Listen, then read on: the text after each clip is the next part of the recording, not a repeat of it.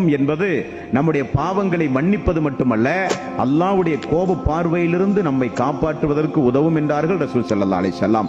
காய்ந்த பேரித்தம்பழத்தையாவது அல்லாஹ்வுடைய பாதையிலே செலவு செய்து நரகத்திலிருந்து உங்களை நீங்கள் பாதுகாத்துக் கொள்ளுங்கள் என்கிற செய்தியை அல்லாஹ்வுடைய ரசூல் எப்ப சொன்னார்கள் தெரியுமா?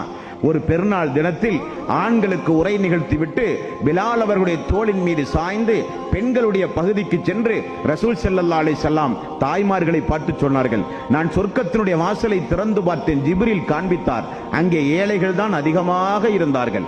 அதே நேரத்தில் நரகத்தையும் திறந்து எனக்கு காண்பித்தார், அங்கே பெண்கள் அதிகமாக இருந்தார்கள்.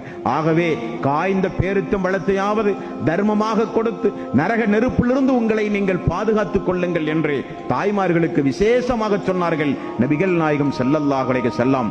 ஆகவே அல்லாஹ் நமக்கு தந்த பொருளாதாரத்தை அல்லாஹ்வுடைய பாதையில் வாரி வாரி செலவு செய்கிற மனோபலத்தை அல்லாஹ் உங்களுக்கும் எனக்கும் தந்து உதவுவானாக.